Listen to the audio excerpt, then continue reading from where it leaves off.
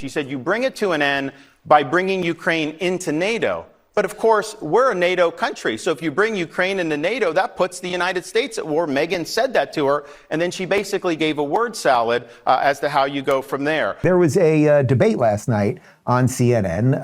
As I said, at 5 p.m. yesterday, Chris Christie dropped out. His one supporter was upset about that.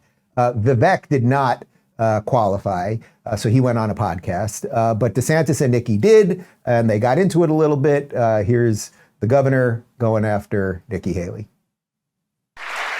She doesn't articulate how this comes to an end, except she was asked after the last debate by, I believe, Megyn Kelly, and she said, you bring it to an end by bringing Ukraine into NATO. But of course, we're a NATO country. So if you bring Ukraine into NATO, that puts the United States at war. Megyn said that to her. And then she basically gave a word salad as to how you go from there. So they have sent cash.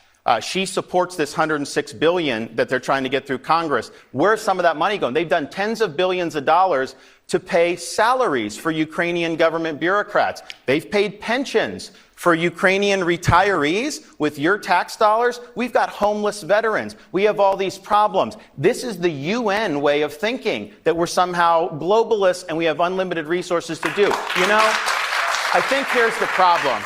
You can take the ambassador out of the United Nations, but you can't take the United Nations out of the ambassador. All right, I'm only going to show you one or two more clips from the debate, but everything he said there was absolutely true, right?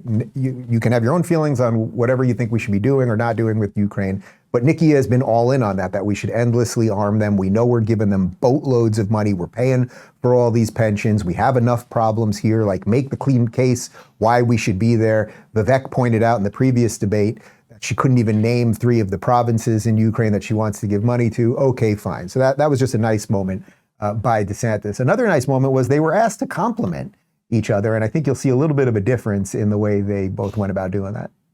Governor DeSantis, let me ask you, what do you admire about Governor Haley?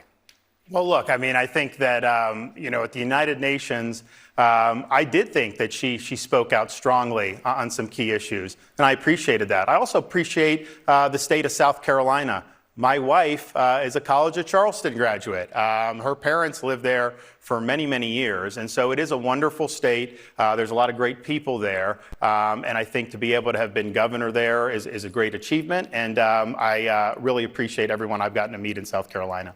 Governor Haley, what do you admire about Governor DeSantis? I think he's been a good governor. Okay.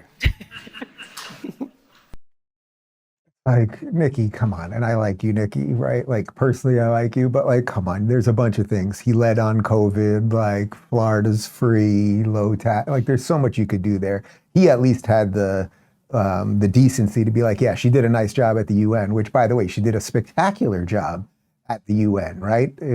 I think even the most MAGA crazy people who now hate her, even though Trump was the one that made her the U.S. ambassador to the UN, they acknowledge that she did a fine job right there.